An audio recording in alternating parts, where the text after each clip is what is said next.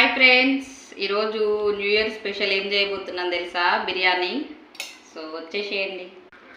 పచ్చిమిర్చి, ఆనియన్స్, పసుపు, 1 table salt, chicken leg piece తీసుకున్నాను, కేజీ అన్నమాట ఇది.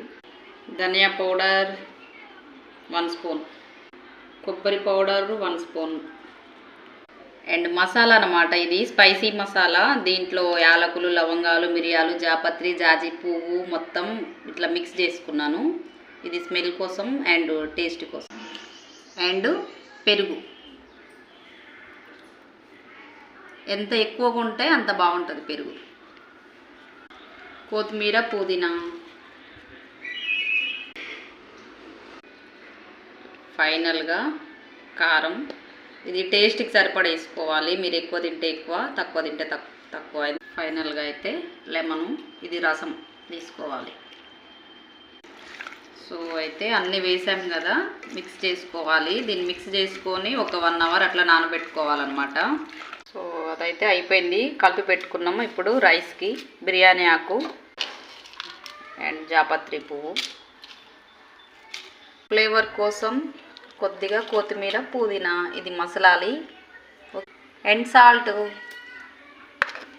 రైస్ వేసుకోవాలి. సో ఫ్రెండ్స్, చికెన్ అయింది చూసారు కదా. సో అదైతే వేడివేడిగా అయిపోయింది. రైస్ కూడా అయింది. పైన ఇట్లా స్టెప్ వేసుకోవడమే.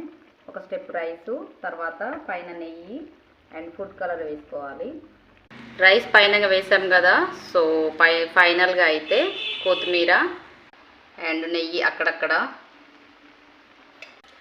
ఇదేంటంటే చికెన్ ఉంది కదండి, ఇది బాయిల్ అయ్యేటప్పుడు పైనంగా ఆయిల్ వస్తుంది కదా. సో ఇది తీసుకున్నాను అనమాట. పైనంగా వేసుకుంటే కలర్ఫుల్గా ఉంటుంది, అందుకని చెప్పి ఇది తీసుకున్నాను. అండ్ ఫైనల్గా చూడండి, ఫుడ్ కలర్. సో ఇది వేసుకోవాలి, ఇంకా దమ్కి వేసుకోవడమే. బిర్యానీ రెడీ. సో ఫైనల్గా అయితే బిర్యానీ రెడీ అయిపోతుంది చూడండి. ఓకేనా, చూసారు కదా. సో మీరు కూడా ట్రై చేసుకోండి. చాలా స్పైసీగా, చాలా చూడండి ఎట్లుందో.